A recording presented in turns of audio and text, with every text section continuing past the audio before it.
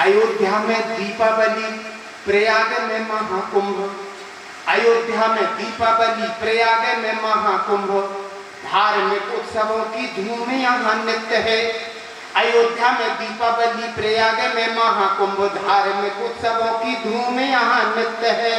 वो यूपी सरकार का बजट आधे से अधिक आज साधु संतों व महंतों के निमित्त है। एक दूजे के विरोधी बुआ बा भतीजे मिले, वो पिछड़े तुरंत राजनीति भी विचित्र है। वो जब से बना है यहाँ बाबा एक मुख्यमंत्री, तब से यहाँ पे बस बाबाओं की चित्त है। नमस्कार मित्रों, मैं आपका अपना कवि चेतन नितिन खरे कवि सम्मेलन यूट्यूब चैनल पर आपका स्वागत करता हूं। यदि आप राष्ट्र, धर्म, साहित्य, संस्कार, शुचिता और समाज से जुड़ी कविताओं की वीडियो सुनना चाहते हैं तो हमारे चैनल कवि सम्मेलन इंडिया को सब्सक्राइब करें और वीडियो को सबसे पहले पाने के लिए बेल आइकन पर क्लिक करना ना भूलें।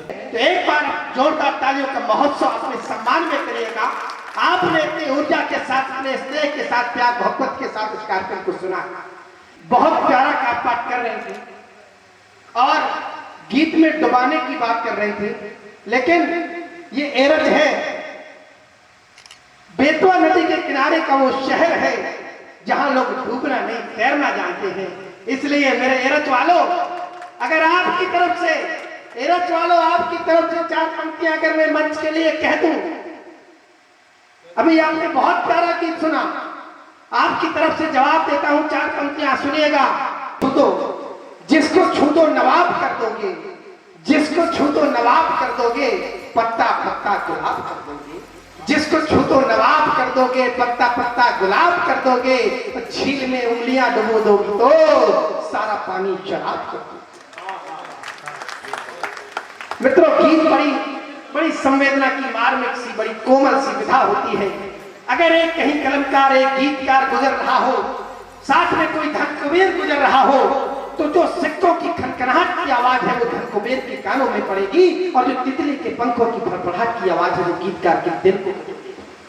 तब मैं संवेदना के बहुत बड़े गीतकार, आपके मिट्टी के बुंदेलखंड के बहुत बड़े कलमकार, जो बुंदेलखंड से बाहर जाकर अपने देश के अपनी कविताओं की धमक बिखेरते हैं, ऐसे कलमकार जो आज मंच का संचालन कर रहे थे दादा हरनाथ सिंह चौहान जी, देश के बहुत बड़े कलमकार दादा मासूम काठियावादी की चार बड़ी संवेदना की पंक्तियों से आपको आवाज देता हूं कि खुशी से छूटी बारात को छोड़ो, उन्हें देखो।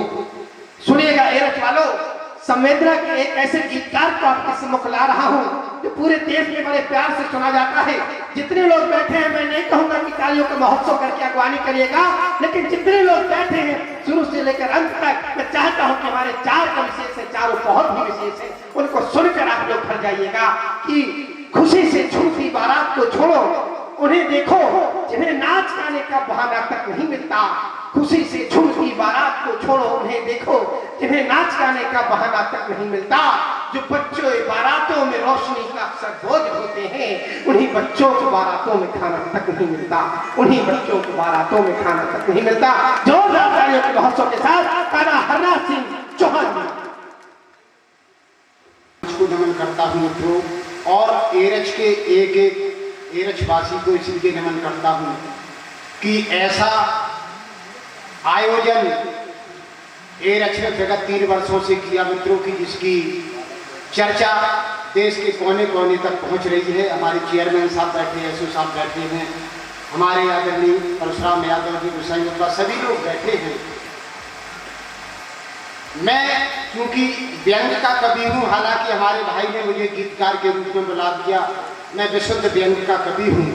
अभी हमारी छोटी बहन रुचि पढ़ रही थी कि एरज की उसी सूची धरा को रुचि नमन करे।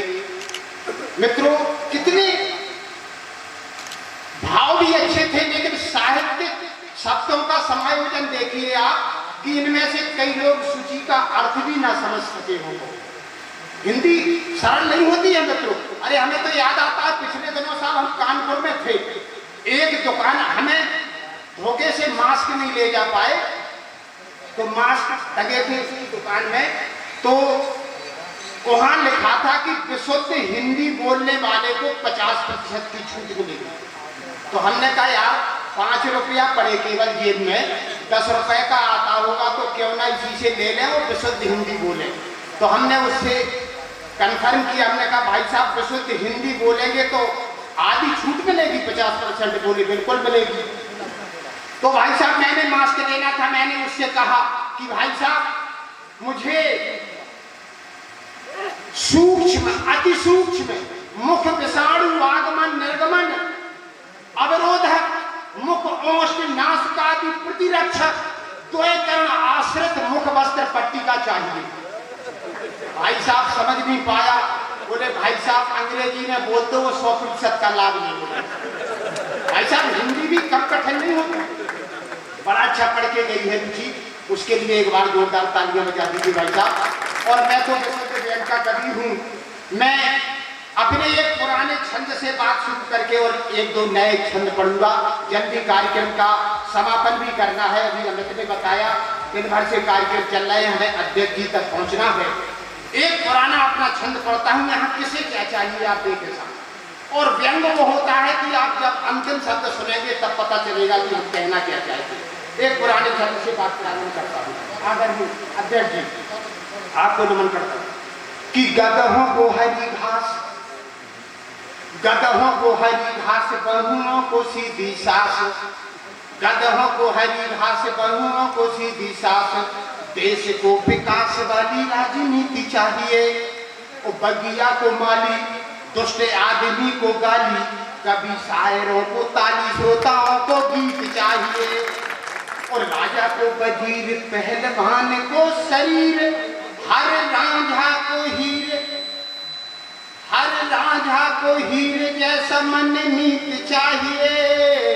और कोई कुछ चाहे, कोई कुछ चाहे या ना चाहे, हर नाथ पर बाबा गुरमीत को हनी प्रीत चाहिए। और एक साथ नया छंद आकर भी समर्पित करता हूँ और जनरल नॉलेज के उद्देश्य से लिखा हमने। आप देखें धार्मिक किस देवता का वाहन क्या है, आप छंद सुनिए साहब। देवताओं के वाहन की जानकारी देता हूँ साहब, जनरल नॉलेज की बात कि भगवान विष्णु का है वाहन गरुण किंतु, भगवान विष्णु का है वाहन गरुण किंतु, चूहा है गणेश का व बैल भोलेनाथ का। आप नोट कर लो बिल्कुल जनरल नॉलेज का कि भगवान विष्णु का है वाहन गरुण किंतु, चूहा है गणेश का व बैल भोलेनाथ का। ऐरावत इंद्रदेव जी का रथ सूर्य का, भैंसा यमराज जी का दिन का बारात का। और शारदे का वाहन धवल हंस लक्ष्मी का, वाहन उलूक धन संपदा के साथ का। और बबुआ की साइकिल बुआ जी का हाथी किंतु, हर नाथ बुलडोजर बाबा योगी नाथ का। भाई साहब ऐसे लिख जाता है। और एक छंद और निवेदित करता हूँ साहब, हमारे आदरणीय दरोगा जी बहुत अच्छे हैं मित्रों, अभी हम खाना देख करके गदगद हो गए। एक छंद इनके हवाले से कहता हूँ साहब कि बीवी खोई मित्र की, बीवी खोई मित्र की तो मैंने कहा थाने चलो, बीवी खोई मित्र की तो मैंने कहा थाने चलो। इस पे अजीब शक्ल उसने बनाई थी, बीवी खोई मित्र की तो मैंने कहा थाने चलो, इस पे अजीब शक्ल उसने बनाई थी। वह बोला एक बार हो गई थी कार यार, जिसकी रपट मैंने थाने में लिखाई थी। मैंने कहा ढूंढी नहीं थी या दे, मैंने कहा ढूंढी नहीं थी या देते हुए तुम्हें, वहां मुसीबत देखो पुलिस ने खाई थी। वह बोला थी पर, वह बोला थी पर पहले दरोगा जी ने 1 माह तक उसे खुद ही चलाई थी। ऐसी सारी स्थितियां बनती हैं। एक छंद और व्यवस्था के नाम पढ़ना चाहता हूँ कि मित्र बोला, मित्र बोला देश में चला है स्वच्छता अभियान, मित्र बोला देश में चला है स्वच्छता अभियान। अरे बोलो गंदगी कहाँ पे साफ हो गई। मित्र बोला देश में चला है स्वच्छता अभियान, अरे बोलो गंदगी कहाँ पे साफ हो गई। जहाँ देखो वहाँ कूड़े कचरे के ढेर लगे, गांव गांव नाली गंदगी का ग्राफ हो गई। कहाँ क्या हुआ है साफ बतलाएं हमें आप, आंकड़ों की बाजीगरी अभी साफ हो गई। और मैंने कहा जाके देखो, मैंने कहा जाके देखो नदियों के घाटों पे, वहां पूरी तरह से रेत साफ हो गई। ऐसा ऐसी विसंगतियां बनती हैं, तब व्यंग लिखना पड़ता है। एक और व्यंग कहता हूं साहब, कोई कहता है कि हमारे दरोगा जी के जलवे हैं, कोई कहता हमारे चेयरमैन साहब के जलवे हैं, कोई कहता पत्रकारों के जलवे। यहाँ जलवे किसके हैं असली में देखिए साहब। और अभी हमारे यहाँ अयोध्या जी में 11 लाख जाने कितने दीपक जलाए गए थे अमित भाई, एक विश्व कीर्तिमान बनाया गया था। देखे साहब जलवे किसके हैं कि अयोध्या में दीपावली, प्रयाग में महाकुंभ, अयोध्या में दीपावली, प्रयाग में महाकुंभ, धार्मिक उत्सवों की धूम यहाँ नित्य है। अयोध्या में दीपावली, प्रयाग में महाकुंभ, धार्मिक उत्सवों की धूम यहाँ नित्य है। वो यूपी सरकार का बजट आधे से अधिक आज साधु संतों व महंतों के निमित्त है। एक दूजे के विरोधी बुआ बा भतीजे मिले, वो पिछड़े तुरंत राजनीति भी विचित्र है। वो जब से बना है यहाँ बाबा एक मुख्यमंत्री, तब से यहाँ पे बस बाबाओं की चित्त है। और एक अंतिम व्यंग दे करके अपनी बात समाप्त करता हूँ, हमें आदरणीय पन्नालाल असर जी तक पहुँचना है। एक अंतिम व्यंग निवेदित करता हूँ साहब, व्यंग कैसे विषय ढूंढना पड़ता है। व्यंग देखें, सुनते सब हैं, कोई मुद्दे हैं कोई बातें हैं, लेकिन व्यंग कैसे लिखना पड़ता है आप देखिए।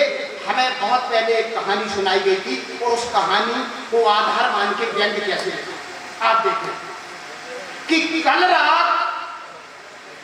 रात मेरी नानी ने मुझे एक किस्सा सुनाया। कल रात मेरी नानी ने मुझे एक किस्सा सुनाया। बेटा एक बार इंद्र का ऐरावत हाथी उतरकर धरती पर आया। उसने हरिया के खेत की फसल चरी और ज्यों ही जाने के लिए ऊपर उड़ान भरी, तो हरिया भी चुपके से उसकी पूंछ पकड़कर उसके साथ चला गया। वहां स्वर्ग में भारी माल पा गया और उसी तरह पूंछ पकड़कर घर वापस आ गया। गांव आकर के उसने सबको सारी कहानी सुनाई, तो सब लोगों ने मिलकर के एक योजना बनाई। और ज्यों ही अगले रोज ऐरावत की सवारी आई, तो योजना के हिसाब से हरिया ने फिर उसकी दौड़कर पूंछ पकड़ ली।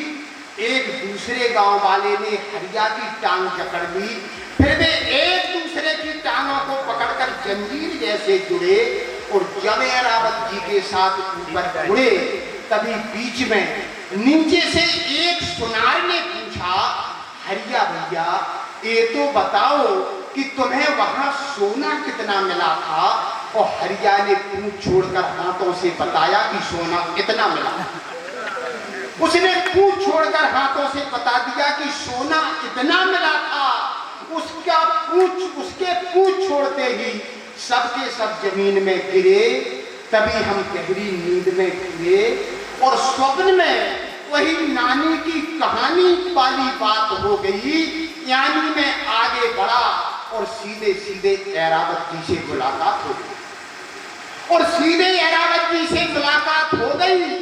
उनकी आत्मा गैंगरेप में फंसे गायत्री प्रजापति की तरफ भटक रही। उनकी आत्मा गैंगरेप में फंसे एक नेताजी की तरह भटक रही थी। पूंछ से मीलों लंबी मानव सीढ़ी लटक रही थी। चेहरा उदास व जर्द था। आंखों में हाल हाल का समाजवादी दर्द था। सो मैंने कहा, ऐरावत जी आज आपके चेहरे पर ना चमक है ना आंखों में ज्योति है। अरे आपसे अच्छे तो आपके वो चित्र हैं जिनकी हमारे घरों में पूजा होती है। आप बड़े हैं, महान हैं, गणेश का स्वरूप है, स्वर्ग की शान है, फिर भी परेशान है। यह सुनवे बोले, यार काहे के महान और काहे के बड़े हैं, धूप हो या वर्षा वहां पार्कों में खड़े हैं। धूप हो या वर्षा वहां पार्कों में खड़े हैं। और जहां तक मेरी पूजा का सवाल है तो मेरा ख्याल है कि भले ही हमारे चित्र तुम्हारे घरों के सुंदर फ्रेमों में जड़े हैं, पर यार मेरे पोस्टर भी तो देखो, अब चुनाव होने के बाद नालियों में पड़े हैं। मेरे पोस्टर भी जाकर देखो, चुनाव होने के बाद अब नालियों में पड़े हैं। और नालियों में पड़े पड़े उसी पानी के संग मेरा सारा का सारा लहू बह गया है। और मेरा वजन 225 कुंतल से घटकर मात्र 1 किलोग्राम रह गया। और मेरा वजन अब मात्र 1 किलोग्राम रह गया है। लोग कहते हैं, लोग कहा करते हैं, अरे कहावत है कि मजबूरी का नाम महात्मा गांधी है। लोग कहते हैं कि मजबूरी का नाम महात्मा गांधी है, पर मेरी मजबूरी का नाम तो बुलडोजर बाबा की आंधी है। जिसके लिए मुझे विपरीत दिशा में बहना पड़ा है और अपने विरोधी को भी अपना कहना पड़ा है। एक जमाना था जब लोग मेरी पूंछ पकड़ने के लिए मेरी ओर फैला करते थे और बैतरनी पार उतारने वाली गाय को भी पूंछ पकड़ने वाले नहीं मिला करते थे। लेकिन आज समीकरण बदल रहे हैं। लेकिन आज समय के साथ समीकरण भी बदल रहे हैं। जो पहले से पूंछ पकड़े थे वो भी छोड़ छोड़ कर निकल रहे थे।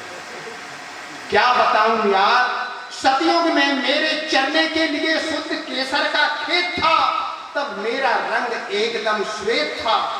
बताया जाता है कि ऐरावत का रंग श्वेत होता है। जब सतयुग में मेरे चरने के लिए शुद्ध केसर का खेत था, तब मेरा रंग एकदम श्वेत था। बाद में उसमें भ्रष्टाचार का पाला पड़ गया और मेरा रंग एकदम काला पड़ गया। और मेरा रंग काला पड़ गया।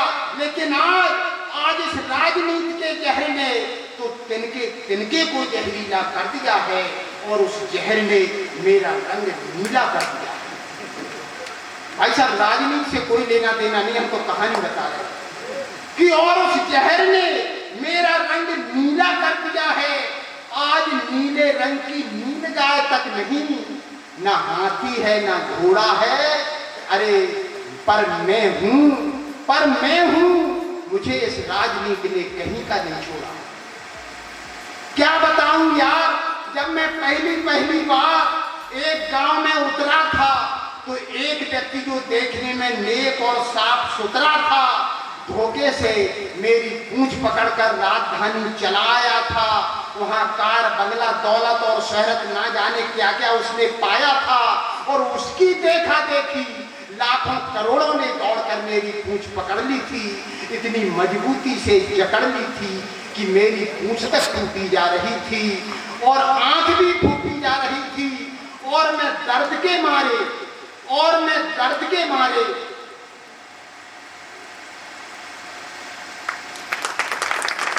मेरी आंख भी फूटी जा रही थी और मैं दर्द के मारे अपनी पूंछ इधर उधर झटक रहा था। और केवल इसी इंतजार में भटक रहा था कि कब इनमें से कोई नीचे से पूछे, कि कब इनमें से कोई कब इनमें से कोई नीचे से पूछे कि भैया वहां चलने पर मुझे कितना मिलेगा।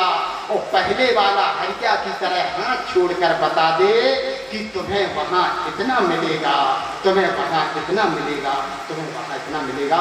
और मित्रों, बस कार्यक्रम